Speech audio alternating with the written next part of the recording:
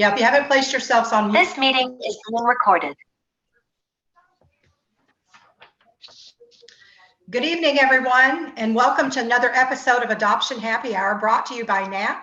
We are the National Association of Adoptees and Parents, where it is our mission to unify the adoption community and elevate our diverse voices by promoting dialogue, understanding, and healing through education, awareness, and connection. I'm Marcie Keithley, Board President, and your host for the evening, along with Jennifer Falsing in the Zoom room. So again, if you haven't already, please feel free to use the chat room, say hello.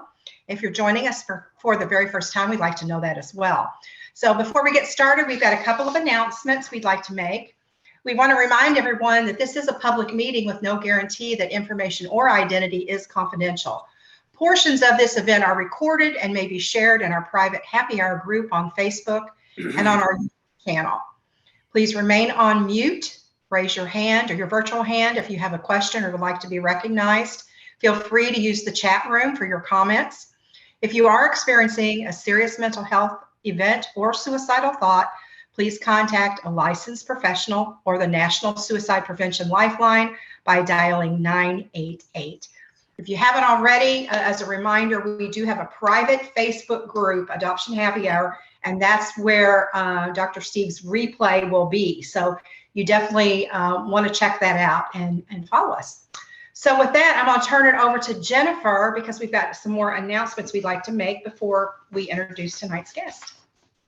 Absolutely. Of course, we've just talked about untangling our roots. It is our joint summit that NAAP is doing with Right to Know to join our three communities together. That's the adoption, assisted conception, and non-paternal event communities.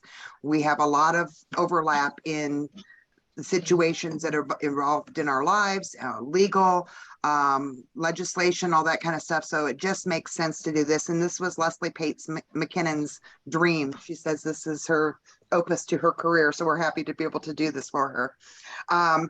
Just wanted to let you know, if you have not heard about this, we're like about 200 different attendees. They're coming from all over the world. Jam-packed 2.5 full days. We have 2 films. We have a live show. We have 2 comedians. We have over 30 sessions. We have an open mic night, which I believe is already completely booked. Toto World is coming, and they are doing a Recording Your Journey. And it's kind of like, I can't remember what Cara called it, but there's another organization that does this. They do stories. 220 or 230. And then it includes your food and beverages. We have a staff quiet room. We have every day a reflect and rejuvenate really short session. We have over 25 authors and podcasters. We have a session that I'm assuming will be very popular on how to be an effective legislative advocate. We have a special course just for significant others. Like I said, we have international attendees. We're doing daily prizes. And thanks to Right to Know, we are able to offer 7 NBCC credit hours. And for anybody who's looking for credit hours, how this will work is almost the entire event is being recorded, save maybe 1 or 2 sessions. And they selected 7. So after the event is over, if you would like to earn these credit hours, you can go back to the replay. If you attended that session, you could just fast forward to the end and take the test, and you'll be able to get your credit hours. So that is how that works. And then just to show you, let's see if I have it up. When I say jam-packed, it starts Thursday evening. And that's where we have entertainment, open mic. We can see there's a lot of food on there, but this is a compressed schedule. So there's something going nonstop until like 5 p.m. on Saturday. Everybody should be exhausted at that point. But if you're close by and would like to attend, we would love to have you. Some people have found if you want to come, but you need to take an airplane. Some people have found flying into Cincinnati is currently, in the last couple of weeks, more economical to do that, and rent a car is still cheaper. But we would love it if you guys would like to attend. If not, we will have, when it is all over, We will have replays available where you can buy access to the whole conference at a much reduced price. Like I said, you'll be missing a couple of sessions and you won't get to see people in real life, but if there's content you would like to see, that would be a great opportunity. And then just real quick, I'm going to talk about our different programs if you're new to us. So Dr. Joyce McGuire Pavo does putting yourself together after reunion, and all members of the constellation are welcome to this monthly Tuesday at 6 p.m. Eastern event. It's usually right around the 20th, so approximately the third week. And then we have next one up. So then we have Amber Jimerson. She does a First Families program. That is monthly on the second Thursday at 6 p.m. Eastern. And our final program is Danielle Gaudet, and we are very lucky that all three of our program leaders are going to be at that summit, so if you'd like to meet them. Danielle does Self-Love Essentials for the Adoption Constellation, and that is on the last Thursday at 7:30 p.m. Eastern Standard Time. She is skipping this month because she'll be at Summit, so a lot of her regulars are coming to Summit to see her. So, with that, that's my announcements. I will drop in some links for these things. Great. Thank you so much, Jennifer. So yeah, you still have an opportunity to join us in Louisville. I don't quite know if Louisville's ready for us or not, but it looks like we're gonna sell out and have a great time. I don't know how many countries we've got. What? Australia, England, Canada. We have Australia, New Zealand, Canada, UK. I can't remember where, somewhere in South America. And one from Ireland too. I thought we had one from Ireland. So yeah, it's going to be awesome, guys. So we hope you can join us. We can't say enough about it. We are having, I mean, we actually have, because we've combined our communities, we're a loud enough voice. We actually have real reporters. Was it New York Times is coming? The New York Times is coming. New York Times is coming to cover this. So yeah, it's a really big deal. So we're real excited. So, okay, so let's go ahead, and I want to introduce you to our spotlight guest this evening, Dr. Steve Rowley. He is in Bainbridge Island, Washington. So welcome, Steve. Thanks, Marcie. Good to be here. We're glad to have you. I'd like to share a little bit about Dr. Steve for all of you. Just give me a few minutes here. Again, he's a psychotherapist in private practice in Bainbridge Island, Washington, where he lives with his wife. He was born February 1949 at the Willows Maternity Sanitarium in Kansas City, Missouri, which you're going to hear more about that, to a single mother from a small town in the Midwest. 6 months later, he was adopted by his parents from the American Home Finding Association in, and I know I'm going to butcher that name, so help me out. Ottawa. What is it? Ottawa. Like what you said, Iowa. He grew up in Burlington, Iowa, where his father was a surgeon. His memoir, The Lost Coin, a memoir of adoption and destiny, traces his lifelong search for his birth parents. More importantly, his book explores the inner world of the. Using his own life as an example, Dr. Steve makes a strong statement that the outer lives of adoptees are completely unique, but their inner lives are strikingly similar. The trauma of separation for adoptees, whether remembered or not, makes the inner lives of adoptees more common than not. The inner life of adoptees is not well understood, a fact that served as the impetus for writing his memoir. However, it was the quest to find his birth parents that set in motion his search to answer one question: who am I? So again, Dr. Steve, welcome. We're really honored to have you join us at Happy Hour this evening. Good to be here. Great. So what we always like to just start out with, just sharing a little bit of your story, your journey, and what got you here, and actually how you even found NAAP and got to us. And then I've got a couple of questions I'd like to ask you. Okay, well, that's about 3 questions in one. Let me try. So tracing this backwards, 51 weeks ago to the day, I got a notification from 23andMe, and I was very used to getting those. I've been with 23andMe since almost its inception. So that's quite some time ago. But this was different. It was a first cousin notification, and that caught my eye, despite the fact it was 5 o'clock in the morning and I was barely awake. So a young man, younger than me, identified himself. He thought he was my cousin. It turned out that he was not, but he said, I'm going to have to get my aunt, who was a genealogist. I got in touch with her, and in seconds, I realized, after I provided some information the little I knew about my birth father, that I was in fact talking to my half sister, and not only her, but there were 3 others relatively the same age. Suddenly, the dam burst.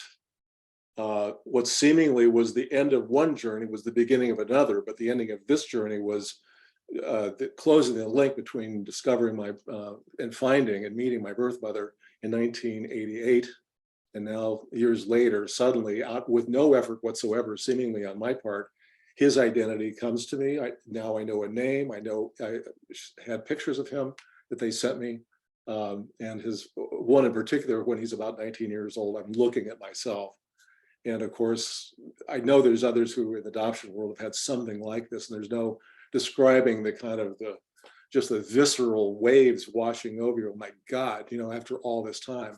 Now, so anyway, going back a little, the story about finding my birth mother was very different from the age 13 until, which would have been, well, let's say however years that would have been, 35 some years later, was much more laborious, time consuming with paperwork, dealing with institutions, literally tracking her down through detective work, and finally meeting her. So that's sort of the bookends of the story. And of course, my memoir covers all that, but of course it also was trying to get in not only what I was doing, but how as a young man, and then as an older man, getting in touch with all that, the inner adoptee, the inner orphan. That world is a very special one, informed by more than outward circumstance. So we can get into that later, I'm sure. Oops, I'm not hearing your. Yeah, that's what I wanted. One of the questions I wanted to ask you, because here you are in your 70s, right? It's like, why now? Why write the book now? And you've had this amazing career, all these challenges and everything. So you're retired, and Sorry. so Well, I'm not retired. I'm not sure I ever will be. I had a full career in public education, higher education, as you mentioned before. And 9 years ago, I went back to school, and I've been in private practice. So I'm just, getting a second wind in the things I wanted to do, and I think I was meant to do. And I think including this book. This book was in me, but I think it took this last event of contact with the family of my birth father to finally complete the loop and have some other deeper connection that was the impetus for writing. I've also had a lot of training with Natalie Goldberg in a half dozen of her training sessions.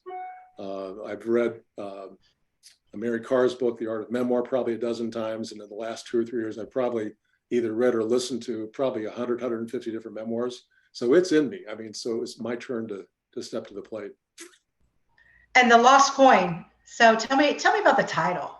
How did you come up with that? Well, the Lost Coin comes from a Zen koan. And I won't go into all this. In the book, I can read a little bit of what that means. But a Zen koan was a training device for people in certain lineages within Zen to allow people to get beyond the rational thinking about how the world works, and to actually be more in touch with how the mind works and the nature of reality. So, in fact, let me read this a little bit. Sure. To understand. We'll start here at the end. While writing this book, a particular Zen koan was present for me. The lost coin in the river is found in the river. That's the Zen koan. The lost coin, the coin lost in the river is found in the river. So when the teachers would give a koan to a student, you're expected to stay with it for a month and come back and say, is this the answer? Is this the answer? And always the answer would usually be no. It reminded me of the many mysteries of my life. Who am I? To what extent did simple twists of fate shape the contours of my destiny? Over many months, I came to understand firsthand that the purpose of a koan is to tease the mind while pushing it beyond the limitations of reason and explanation. I came to accept that the teasing of my mind with my haunting questions was akin to opening a nested Matryoshka doll, one after another. Opening one doll revealed another in the waiting. The coin lost in the river is found in the river. The meaning of life, if there is one, may be like a coin that is lost in clear water, but due to distortion and refraction of light, it may not be where we think it should be. In searching in the murky waters of life, it may be nearly impossible to discern. Sometimes all we can do is fumble blindly in the dark. So I'll leave it at that. There's a little bit more to that, but that gives you the sense that it provided this impetus rather than to come to a conclusion, to continue to open mysteries of which I think even any of us in life, and particularly adoptees, even when we find our birth parents or the birth parent finds us, even though we see them in the flesh or have all the factual data, there's still some element of mystery about it. Who am I? I had a client tell me yesterday, I had two clients talk about their adoptions yesterday. This guy is in his mid-50s now, and he just blurted out, when I was 8 or 9, my parents told me that I didn't belong to them, that I had another mom and dad someplace. And I asked him, how did you respond to that? He says, I just broke down and cried. And so that whole issue of what the path we lead, either with some sort of knowledge or no knowledge, a lot of us who didn't even know we were adopted, there's some other kind of yearning or disconnection for us. In Danny Shapiro's book, Inheritance, about discovering her sperm donor father after years of thinking she had a regular father, this strange sense of yearning, something's not in place. So through my book, there's a lot of those. Even as I'm on the path, something isn't even quite there. And even I think for those who still experience that, that's that imprint of trauma that's deep, deep, deep within. And I think there's so many of us that are here this evening that can resonate with what you just said. And please type in the chat room if you can just resonate with what Dr. Steve just shared. You write about these mysteries and struggles to discover your origins through a maze of paperwork. Yeah. And I know there's a lot of you out there that can relate to this as well, that's kept from you, and it's really frustrating. And so tell us about your process, what you had to go through. Well, of course, we're talking about when I was 13 in roughly 1962. I mean, there weren't no such things as iPhones and computers. So I could dream about, and I was determined I would find my birth parents by the time I was 8, when I was 13. So what I believed and dreamed that when I got to college, I could have my own mailing address, because I wasn't going to send it. There was a fissure between my mother and I. I wasn't going to have any mail sent back to me from some other place about this. So I began, and I've kept all this. I have a large file of everything since that time. So I kept the first correspondence from Ottumwa, and some of that corresponded. I think those who have been adopted or done this kind of search will appreciate this. So I got some information from them that was helpful. But when I wanted to know more, I got this kind of response. It said, this is not a matter whether she wanted you, but rather where she would put her own desires aside and took the course of action which she believed would best safeguard your future. The letter did not end with another offer to correspond with him. I interpret his response as a pat on the head and a message not to bother him again. And here's the quote. Stephen, there is nothing to be gained in delving further into your past. Your academic record would indicate that you are an achiever. Therefore, I would suggest you focus on your future, considering, as they say, today is the first day of the rest of your life. To which mentally I had some expletives coming out of my ears, I'm sure he didn't intend it to be, but it would seem so paternalistic and condescending. So I waited him out. There was another guy, I don't know if he's here today, Tom Lazio, who in the 80s, and I was still pursuing this, finally, he was so kind, he invited me to write letters to the Iowa State Legislature in support of more open laws. But he sent me one, I think I know he knew what he was doing. And he said, there's something that's not in your file and you might as well have it. I hope this will help. And this is roughly 1986. And when I got it, it was the jackpot. I had my birth mother's name, my birth father's name, what towns they were from, and what they did for livings and so forth.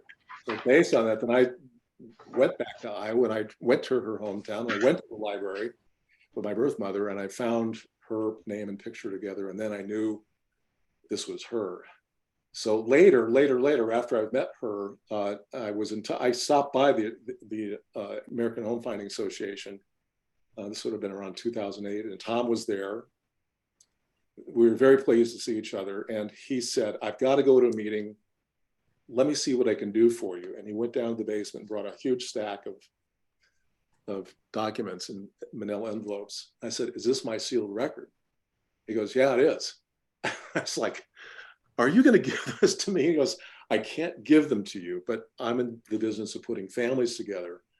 And I'll tell you what I'll do. I will copy everything that's in here. I'll let you take a quick look, and then we'll put that back away, and I'll send every one of those." And what he did, on his word, a week later, I was living in California. I got a whole stack of that stuff, and it was like a gift from God. It was like out of the blue, and it didn't so much feel in. I didn't have surprise information except for one document, but the rest was just more the complete story. It was like, oh, I feel like I kind of know more. It was so generous, and he's been very kind. We've corresponded a little over the years, and he's been a great. He's one of the heroes of the book.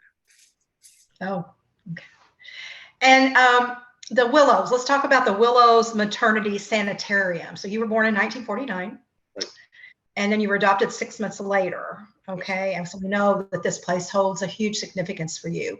And I think, was it last year that we had another guest on from the Willows? And I think that word sanitarium just rubs every one of us the wrong way, Well, the thinking back then. It's a two-sided coin, because I know I have visceral images clearly before memory of almost a Germanic feel, nurses in white starch, iron bars for cribs. It just gives me the willies thinking about it. But on the other hand, as I've learned later, and through Kelly Parr, who we've had on, and Kelly helped me get in touch with her Facebook, it was a much kinder place. Now, the Willows was, Kansas City was the hub of the adoption world for decades, including the era I was there in the 40s and 50s. And so it was on, and because he was on so many rail lines. Now, there were a number of other places like the Willows in Kansas City, but this was the big one. They called it the Ritz. Well, when young women came there, they also were taught etiquette while they were there. So it was expensive, I think, but very well mannered. And but there were, I discovered, I think from about 1905 until 1968, when it closed, there were 30,000 at least that went through there, and there are still 600 at least who are on the website or on the Facebook. I'll say one thing: back when Google did start, I tried to Google this, and at some point there was what do they call these? There were like little pinup. There was a name for this. I can't recall what it is. Little stickers, sort of like stickers that people would write, and you'd see the page, and like little Post-its. And there were these heartfelt little notes, like about where are my parents? And these would be people who were 80 and 90 years old getting on there and putting this. It was so touching and so heart-wrenching at that age, still wanting to know. There was a rumor at the time, which Kelly, I think, discounted when he was with you, that they burned the records. They were given away. So and they're, we're close to where Harry Truman, Independence. And in the adoption agency in Tumwood, there's a picture of Harry Truman with one of the children from the American Home Finding Association. So this is kind of like connection. So it was a big deal. But of course, once there, a young woman might stay for up to 2 months or more. The adoption may or may not have happened there. There are other places in Kansas City or adopted out, or places like where I ended up. But it was that crossroads where people with some means, and they advertised widely. I mean, the Mr. Haworth, who was he and his wife ran this, were diligent in their advertising. I mean, in the most, I'd say, kind and inviting way. So do you stay in touch with any of the adoptees from the Willows? I've just tapped into that world. So I have gotten responses, Facebook responses. I think I know the daughter, Carol Price, we promised to Zoom someday, and she's a little older than I am, but she's still living outside of Kansas City. But the stories, when I first posted there not too long ago, anticipation of this event, the stories that came my way, and even my high school graduation, my high school class, Facebook, the stories that came my way. First, a lot of people didn't know I was adopted, but then you hear more and more stories. So I did know this is totally, for many of your viewers today, and you, Marcie, this is not a surprise. But there are, depending on how you count it, there's at least 15 million adoptees out there and others who have been affected by adoption. But there's way more of us out there than meets the eye publicly. People don't wear the "I'm adopted" badge and go, "Oh, we're one too." You don't. It's all we're hiding in plain sight. Here's something I thought was really interesting too. You attended a small gathering, Dr. Steve, with the Dalai Lama and Sharon Stone. Now, I'm trying to picture the two. So that must have been really something else. So, you know, why did you include that in the memoir? Tell us about that. Well, this is a two-part. First of all, this is in the book, one of the themes of loss. I had just lost, I had a big job in Silicon Valley. I lost it. Firing is public. I won't go into it now. But I got invited to go to this event in Pasadena. It was a 3-day seminar with the Dalai Lama and the people who were the organizers. And I think, I can't remember if I had met Sharon by then. I think I had. But anyway, so it was a small audience, which was amazing. You could bet the small audience was about 100 people. And so there's a small dais. I'm sitting as close as I can.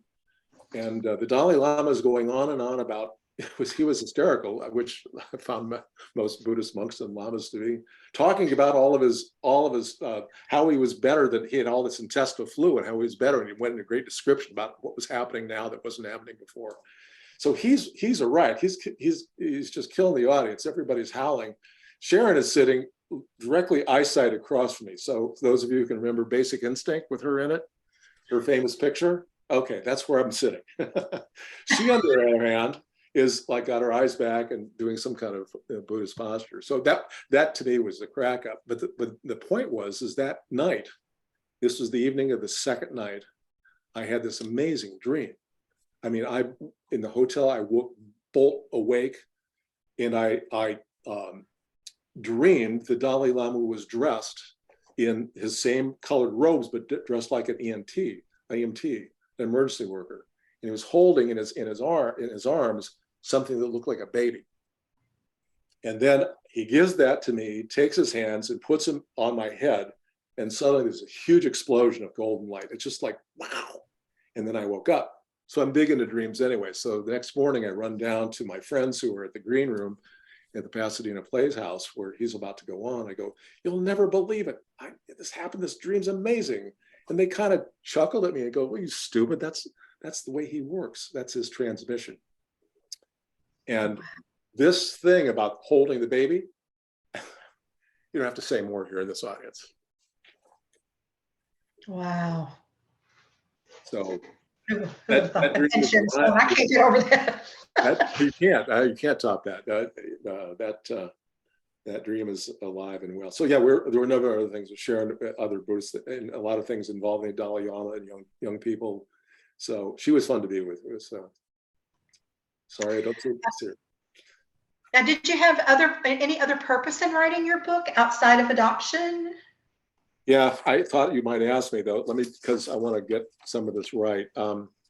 Yeah, first of all, one of the things is the whole issue of the gifts that are hidden in the worst events of our lives. I get clients a lot of times who come with depression, and part of the work is discovering behind that is what's the gift hidden in that. So the gifts hidden in loss, and I've got a handful of different things that were like having my knee replaced, or having knee surgery and losing the use of my leg athletically. That was a huge loss for me. As a kid who was 16 who had a budding athletic career. I alluded to losing a big time job that changed my entire life. I think another thing which is partly in the title is the issue of fate and destiny. There's so many little twists of fate. Had this not happened, these things, and yet they all seem to conspire to a different kind of end. And so that's one of the themes in here. One of them, I think, is also, it comes early in my book, was my early experience with discovering issues around race, around poverty, around social class differences, and actually some of the bigotry, and homophobic kind of stuff that was part of my world growing up. That happened to me really early, so I explore that. And last, I think, probably was my thin skin around bureaucracies. It may relate to being in the Wills, I'm not sure, but about particularly my career as an educator and the difficulty of trying to create schools of vision and trying to break through the bureaucratic apparatus of most school districts. I was lucky I was able to do that in a couple instances, but difficult. So a little bit of that explored as well. So it's not just all about adoption. It's a full life. I wasn't living adoption every day, but I had family and career and so forth. And the other thing which is in here, which I'm not going to go into detail today, but my wife and I did adopt our son at age 4.5. And that is also a delightful story, and also reminiscent even in the time, as well as writing this, about understanding the world he came from. Not only the facts of his life, which were quite tragic at that time, but kind of my intuition, deep intuition, like without the words, without the knowledge, I know what it's like. In the book, and I think other adoptees can relate to this, sometimes you see where that soul is lost, where it's caught, where it's held, that fractured part. It's like being a miner down in a deep mine shaft, and we have, how do we rescue that boy, that girl, that young person out from the original trauma? And that's the stuff we carry. That's sort of the sub theme, if you will, about the orphan. Now, the orphan you can take literally, or you can take archetypally. I do as in my work as a depth psychologist. But that orphan is in us. And I know because I've seen a couple of your other shows, this thing about not feeling connected, not being able to hold steady relationships, bouncing from job to job, never feeling quite settled. That's the orphan. And that archetypal presence, psychological presence, reveals itself at certain moments, in certain times, particularly when we've experienced fallout from some other place. So that orphan is actually in all of us. I mean, every single person, but particularly for adoptees, I dare say that many of us can really relate to what that is, even though it may not fit the description of a literal orphan, but those energies, those qualities and characteristics, something is the residue of that. And it's not all bad either. If we succumb to that, that's all we've got, and we live life as a victim. Oh God, I was adopted and I was an orphan and life's terrible. Then we've missed the point. Then we miss the ability of how do we make something of that? How do we take what seemed to be the trauma or the tragedy or the bad turn of events and turn it into something where we discover the gift? And that's where the work comes in, I think, and how we resuscitate ourselves, how we resuscitate our own souls. In writing memoir, I always like to ask this question. There's always something. I mean, you're a trained professional, have a lot of education.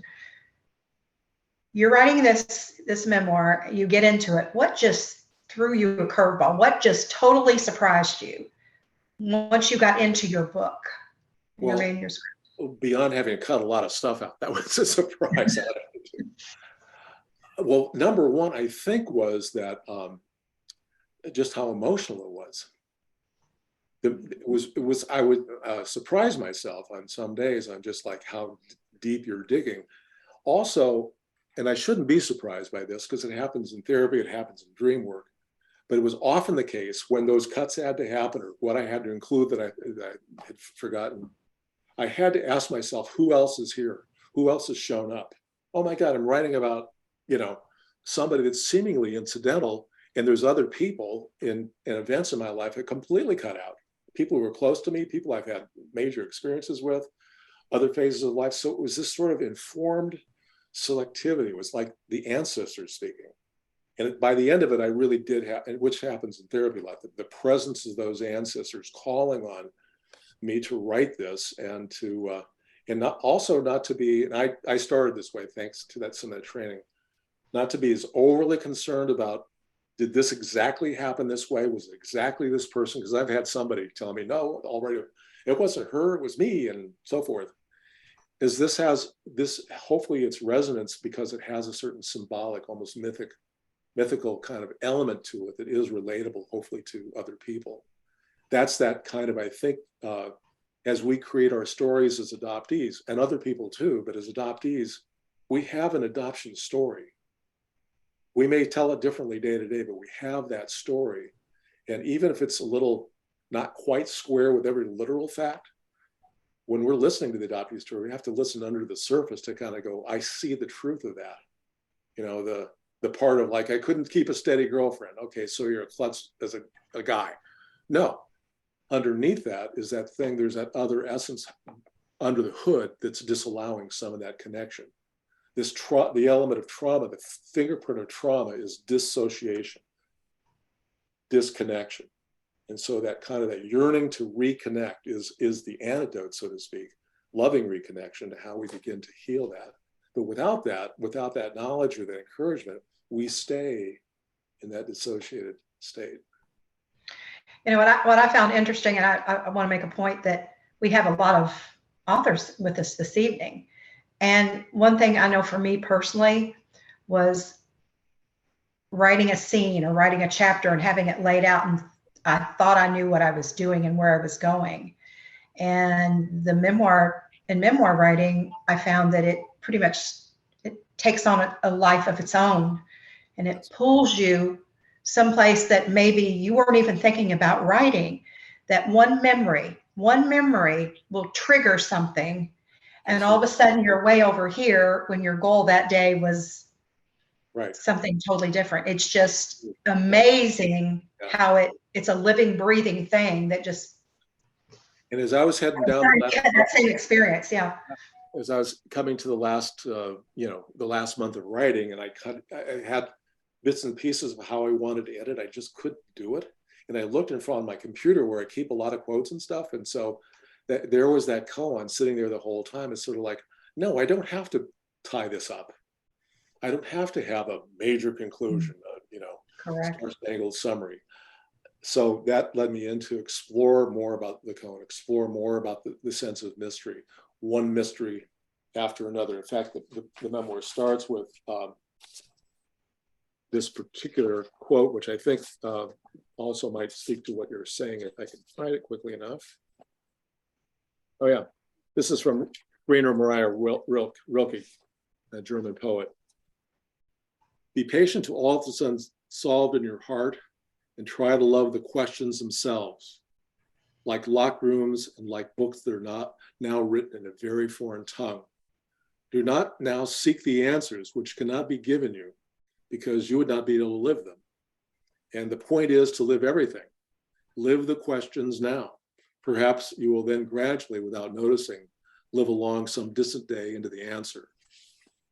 So that kind of, the memoir kind of teases out, I think, that the need for patience and allowing, as you just said, and the people, the events, the memories that appear, and they begin to guide you. As though you think, I did it all myself. Well, no, I didn't do it all myself. There's so much other stuff in there. And I frankly also, which shouldn't be a surprise to you either, there were some major discoveries in this for me. I won't go into all of them, but some of them brought a sense of closure, a sense of forgiveness, a sense of deeper understanding around some people and events. So that led to that kind of emotional ahas, that I had along the way. So yeah, I know. I found it so challenging that there's so many voices that are within us. You're the young child, the older person. When you're in your teens, and when you get into writing, like I said, you're in one voice, and then it takes you someplace else, and then you're just in another world. We deaf psychologists would, in a more formal lingo, would call those voices, those memories, as being archetypal. They don't have to be the same. Your sense of the feminine, the feminine, or the hero inside you is not the same as it inside you, but yet they're the same thing. They have different faces. They have different roles they play with us. They speak to us in different ways, and yet that archetypal essence is in there. And that's part of what good therapy is about. Sometimes we discover those things in our daily life, adopted or not, and how we're being challenged, led, encouraged, made one way or the other to kind of wake up into what's really going on beneath us, beneath our behavior, which can be, that's part of that growth in therapy as basically one of upping your consciousness about how both on the outside and the inside, how we're put together. Did Dr. Steve, did music play a part in any of this? I mean, for instance, when you were writing, did you happen to hear any music? Did it trigger anything? Any song come up that triggered you? Yeah. I went through that experience as well. I play music the entire time I write. I'm trying to think. Yeah, I'm sure there are right now. I'm skipping out. I do think of one of the sections I took out about a good friend of mine hearing Linda Ronstadt in Boulder play. But I know what you mean, and I sometimes in my own life I go through periods where I dream in songs, and so I'm sure there were days where certain songs, certain who I was writing about. Well, I mean, one of the chapters, Mother and Child Reunion, Simon and Garfield, that was in my head for sure. So.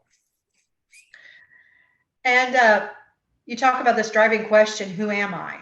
Okay. So after a long life and years of searching and all the challenges that you went through and the emotional roller coaster that you had in finding your birth parents and finding out, do you know who you are? You know, that's the question Dan Rather asks in all of his shows, the big interviews, is all his rock and roll. Who are you?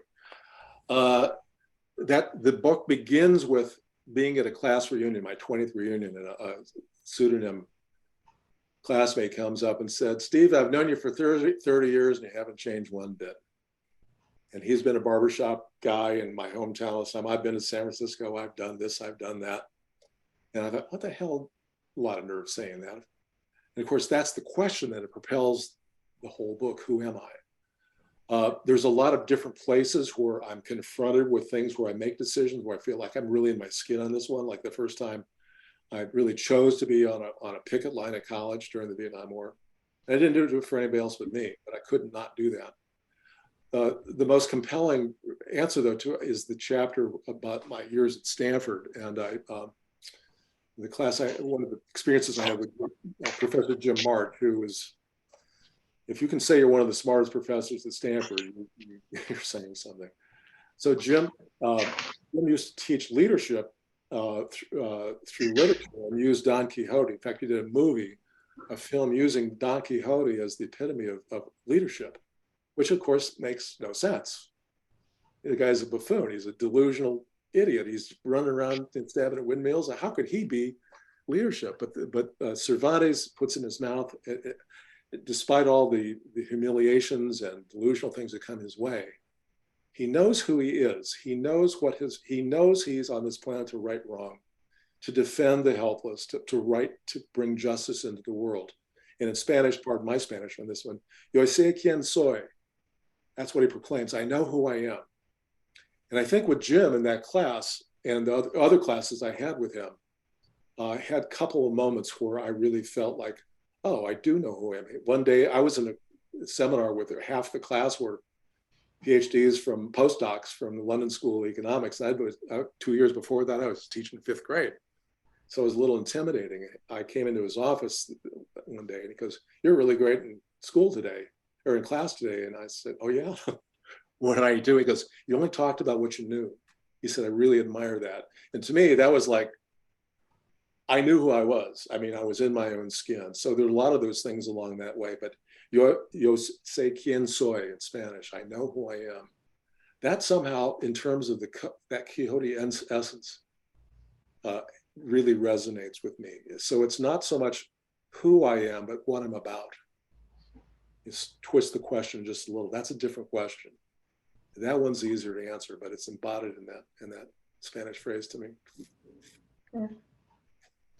Now, I'm looking in the Zoom room this evening and I'm seeing some family members. And we all know how important it is when you're writing a book that you have support. So Yes. Tell me about that. And why don't you introduce some of your family members here? Well, I don't even know who's on there. Okay, I see David and a lovely significant other. I And see my brother David, yes.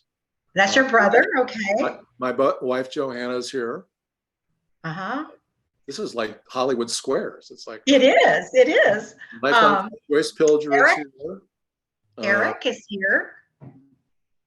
Eric? Uh-huh. Where's Eric? I don't see Eric. Eric, where are you? Oh yeah, he's on the phone. So yeah, Eric, we share the same birthday. I'm just a little bit older. And maybe you have some colleagues or friends here that are supportive as well. Oh yeah, Joe V is in there. I said, hi ladies, welcome. And of course, there's all the other people I know signed up aren't here, but I know we'll be seeing this. They can watch the replay. But yeah, that's really important that you have supportive family and friends, right? When you're writing memoir, it's really, yeah. it's a brave thing to do. Yeah, I dare say that anybody, including family members, when they read this, they'll go, "Oh, I didn't know that," or the variation of how I've written this particular chapter, or my wife would say, "It didn't happen that way." It's like, okay, it didn't happen that way. It's going to stay that way in here.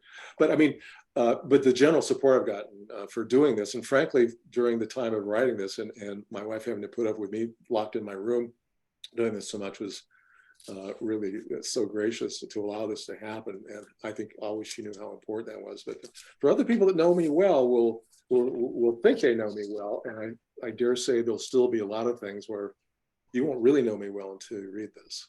You understand a lot of factual stuff. I just have not been. I've been open about some things and not about others. So.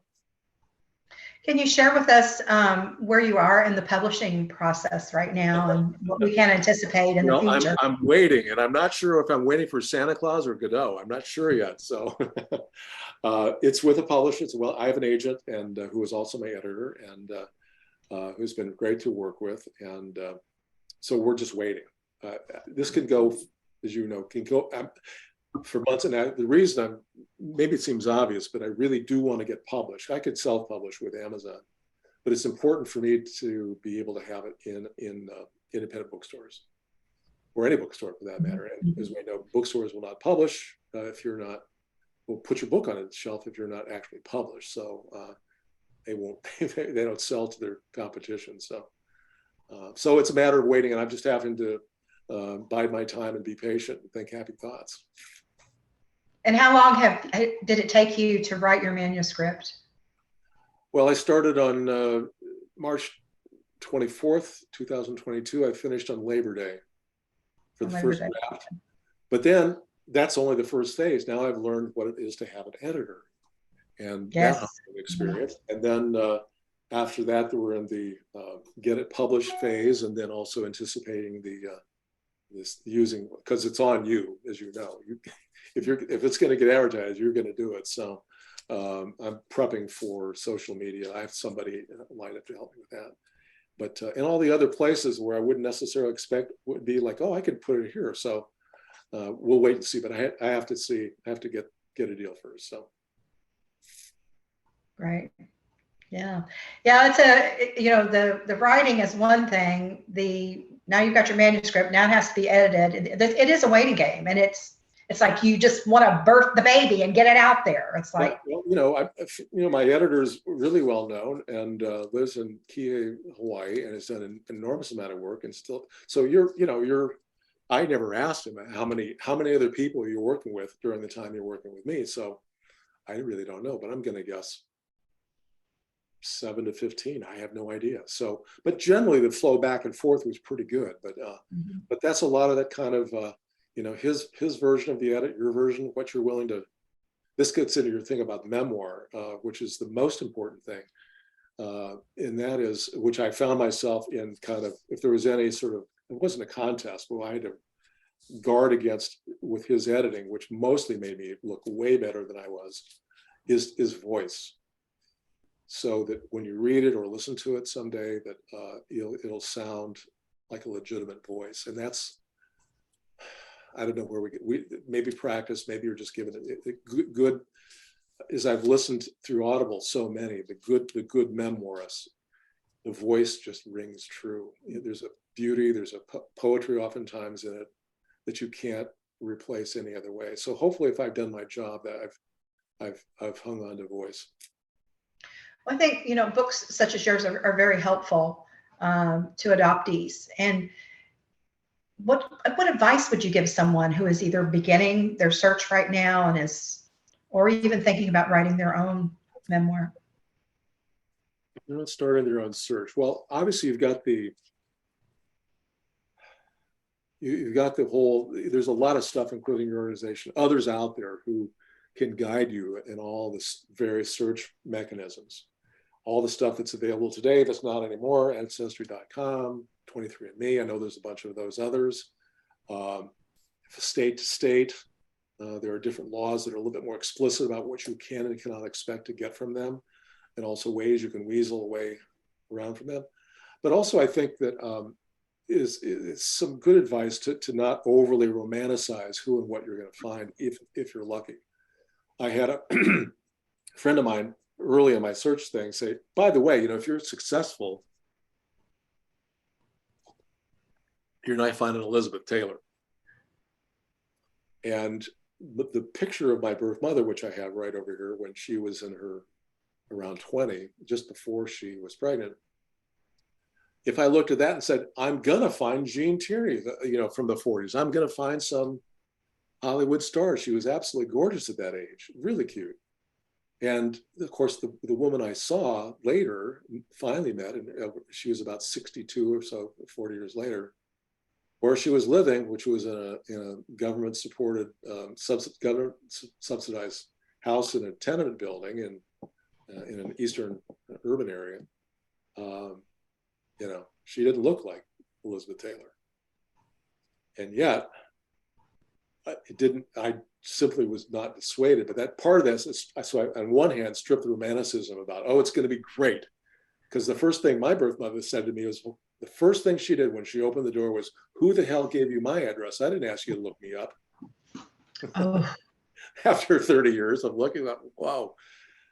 Later, when I got in the time I was with her, then I found what I was looking for, which wasn't a face, which was a mind and a heart. And we had a couple of exchanges. And I realized she had just been out of a halfway house for a long time. This level of alcohol dementia had been in, but she was as sharp as a tack, had in storage, 500 books of her library, which she said was only half of the original amount, and had a picture of Kandinsky on the wall, a photo or a print. And she had been picked up off the streets, wandering around with a garbage, with a grocery cart, not that much before. And then she proceeds to lecture me on which period Kandinsky wrote this one. And this was the time he was in Europe and before he came to Switzerland and blah, blah, blah, blah, blah. It's like, it just absolutely. Recording in progress. So anyway, that has been, that I think is to prepare yourself to hear no, and to prepare yourself not to have see, I'm getting somebody else's picture here. Prepare yourself not to be overly seduced by your own will. Marcie, I'm losing pictures of you. I'm seeing somebody else. Can you hear me? Yeah, we can still hear you. Yes. Oh, there we Yes. go. Okay, sorry. That's fine. Okay, so we're nearing the 8 o'clock hour, but before we stop the recording, we just wanted to say thank you for coming on. We're going to open it up to a Q&A here in a few minutes, and we don't record that portion, but we want to thank you for coming on, Dr. Steve. And one of the things we do here at NAAP is we would love to give you our signature round of applause. So everybody get your hands up for Dr. Steve for joining us this evening. We appreciate you coming on. And we're going to go ahead and stop that recording, and we're going to open it up